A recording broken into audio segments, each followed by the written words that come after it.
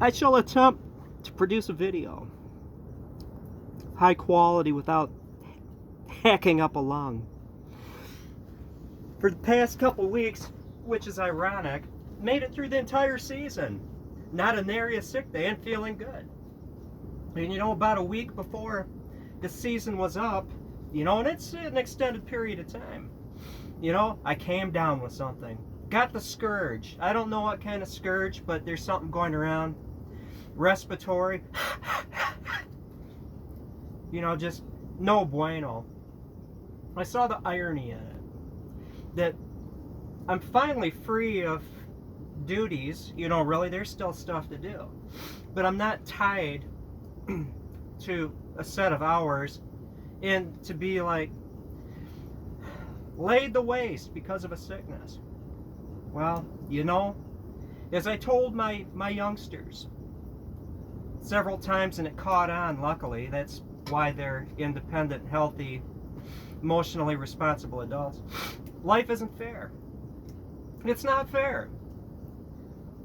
What you achieve, what you do in this life, there are variables, of course.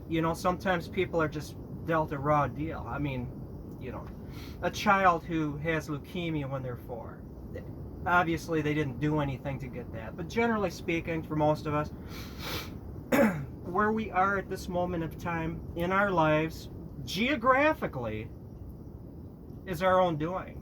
And so there's no use trying to play blame to somebody else. If you don't like your situation, find a way to change it. Ethically, legally, responsibly, with consideration of the other people that we share this world with. That's where it is.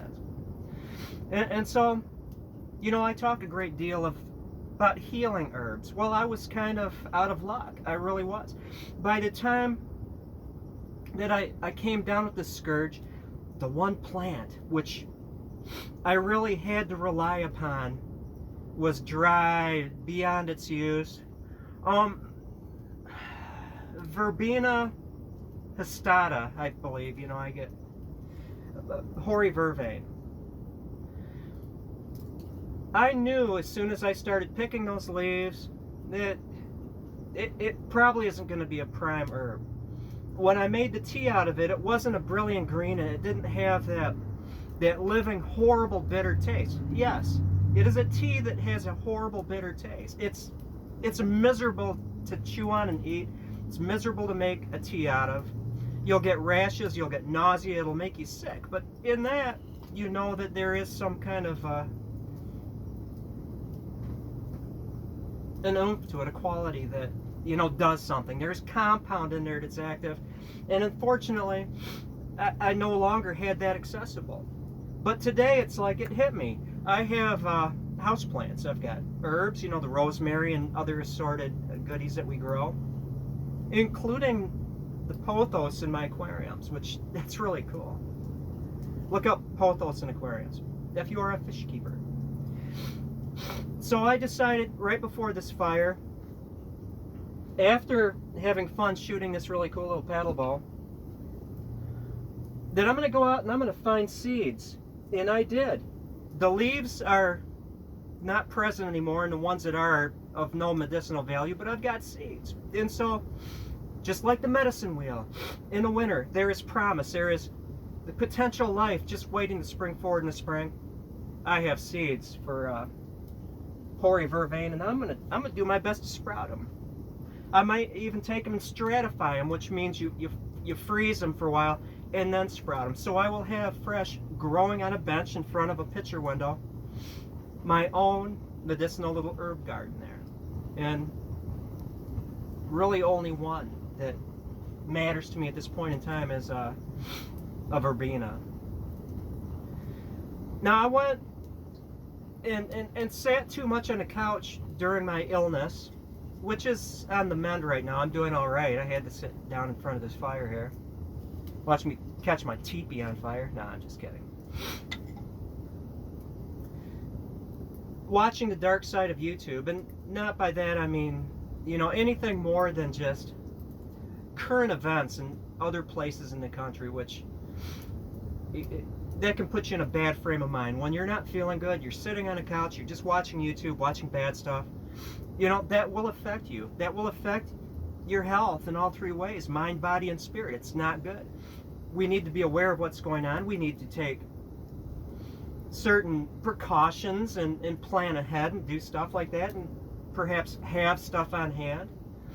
But you can't be in that zone. So I wound up not even going back to my standby, NCIS, eliminating darkness from my life as much as possible, and going through Psych once more. Sean and Gus. You know, it's a good, positive, funny show, and it's good for your soul. Well, feeling okay, I had to go out and play with a bow. It's getting back into bow making season. I've got a few projects lined up here, but I have one bow finished right here, and then another one, a sister bow, taken from the same board. I'm going to get into exactly why. Now, I went to YouTube. Why? You know, this is a really nice bow. It's reliable, maybe 40, 45 pounds, I don't know, at 28 inches. I was out here hitting stuff at 20, 25 yards. You know, it's a little bit of drop because it's not the most powerful bow. But why, indeed, are some of my paddle bows very stellar? Most of them, I would have to say. But a few of them, not so much. And a lot of that has to do with grain orientation. So, I know I'm kind of going in a wobbly course here. Not 100%. And I am me, of course, so I don't follow a straight path, because it's like a food web. There's so many things that have to do with everything. There is no straight path in anything.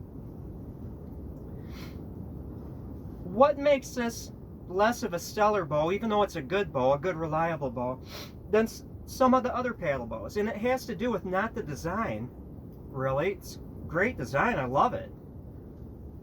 I mean, how can you not love the shape of this thing and the engineering? It's because of grain orientation. And so I'm back on track, like a steely laser, like a freaking shark with a laser beam. Grain orientation. Now, you can go to YouTube, grain orientation of board bows, and there's a plethora of videos, including some of mine. But what I have found in my experience, and yes, I have a lot of experience making board bows, hundreds and hundreds and hundreds and hundreds over my board bow making career, along with stave bows, of course, is that I've noticed something. Grain orientation. I'm not even going to talk about engineering and the what do you call that, the crown and everything, tension, compression. Grain orientation. When you're looking at the bow, the wood previous to it got a nice clean cut at the end. You can see the grain. Now, it ranges from flat sawn or plain sawn, where it's like a growth ring bow, to quarter sawn, where the growth rings are like this. What I've noticed is that the best grain orientation for speed, for resisting string follow and everything, is like in the range of 40 degrees or so. You know, bias ring, not flat sawn, because they typically are not as good of performers as a bias ring bow, just because of stiffness. I can take a bow, and I've done this before, exact same dimensions, even from the same board, because then if you have a wide board, a 12-inch wide board, 11.5, whatever, you can go from flat sawn to quarter sawn, you know, just the way it's cut. And you can make similar bows exactly dimensionally the same from one side of that board to the other with varying growth rings orientation. And the ones that are bias ring are better bows, having that orientation.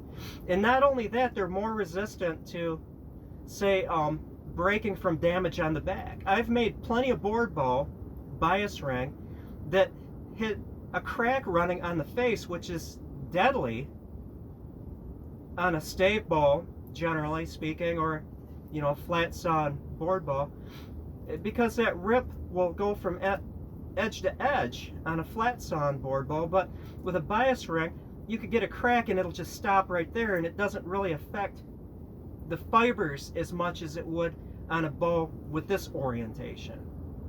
And so that's why even though a flat stone might look better because intuitively, just naturally, we're drawn to a growth ring bow just because of the way it looks, grain-wise. The bias ring does make a superior bow. It does. In my estimation, out of making hundreds and hundreds of bows, the bias ring grain pattern is a superior bow. Now this one is, again, a nice reliable bow, 40-45 pounds, smoky fire. I haven't been tending it. Of course it's not good on my lungs, but you have to do what you have to do. It has, let me, ow, yeah, I move like a cat, like a really damn old cat. You can see that it has partially string follow, partially just when you make them, a board will have varying moisture levels within the board, and if you don't just wait for it all to equalize, you just go ahead and make your board and you flatten it, there's going to be just a natural consequence of it curving. And it doesn't even have anything to do with string follow, it's just moisture levels do funny things to wood when you take it off. And you've seen it when you, well, I'm not going to go into that. I'm just going to state that, you know, it is what it is. Now, because I don't have this thing rawhide back though, this little bow presents some advantages. One, I can experiment, even though I have a grease beeswax finish on it, is that I could heat treat the belly. Or if I decide to sell this at a greatly reduced price, because it's not like a premium bow, only in creation and woodworking, it is. Boy, this fire is going to get to me. But for you, I shall survive. Can experiment with heat treating it. Because it's not rawhide back, maybe even turn it into a reflex deflex. It would be a good experimental bow for somebody to fool around. You could even strip the, what I might do if I was to be genuinely willing to keep this and just play with it, shorten it. These bows, my paddle bow design, are so cool because you can shorten it without doing a lot of tailoring afterwards. Strip the finish off with, being very careful because this is dangerous, a lye solution, and sinew back it. I wouldn't sinew back this 2.5 inch wide bow, 66 inches long, but I do sinew back my paddle bows if I shorten them. You know, bows get string follow because of compression, because of the bellies, and they break because of the backs and tension. And sinew backing totally eliminates that, plus will bend it back into reflex, and so it's a good candidate for that. I don't know. It's a very pretty bow, again about 40-45 pounds. I would never sell it for the full price of one of my painted rawhide back bows that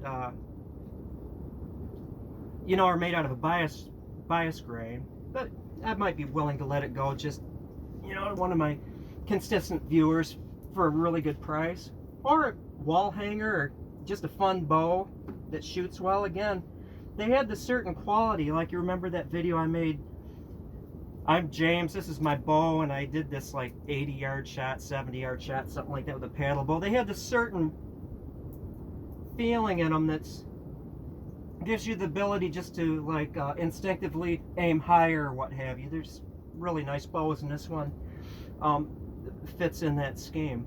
But anyway, I talked long enough. Tend to my fire, either build it up or just put the cover on and go out and do something else. Do the last water change in my basement winter stock tank. It's like a poly sheep tank, 6 foot diameter with 1.5 feet, 2 feet of water in it, that I have my pond goldfish in. And because my outdoor pond doesn't have a great amount of muck in it, because my filtering system I had this year, I can see my turtle laying at the bottom. This might be the very first year I can just grab Myrtle off the bottom without having to find her with a net, looking for the bubbles, you know, when you disturb her, and then swoop her up. Wash her off in the sink, and put her in her winter ground. Fingers crossed, I'm putting a predator in with my prized goldfish. But she's funny. She doesn't really go for them that often. If they're dead, she'll eat them. Otherwise, she doesn't mess with them.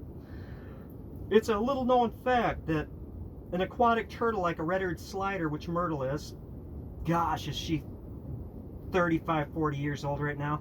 As they age, they get more into eating vegetation and less in eating meat. It's kind of a protein growth thing, which is good for the fish. There, I went down enough rabbit holes. Have a good day. Think about getting a teepee. And yesterday I was sitting in front of this fire, reliving some of this horror, I mean literal horror and just insanity of society that I saw on YouTube. Looking in front of this fire thinking, you know, we've been doing this as long as humankind has had fire and enclosures. For as long as we've been walking this earth, we have been looking at the fire, and this was at night I was here, wondering what dangers are outside of our hut, our enclosure, our teepee, or whatever, cave, wondering what dangers await us. Will we make it through the next day? And so maybe this will help your minds if you also watch a little bit too much of crime and ill behavior. It's the human condition. We've been doing this for as long as we've been walking the earth, staring at our fires in our safe space, wondering what dangers await us on the outside. Nothing new. It's nothing new. Sorry to say, if you're expecting utopia, it's not going to happen. It never will happen. But we can make the best of it. We can live with that knowledge that life isn't fair, but we have the ability to minimize that in our own lives. I think that's a take. Ow!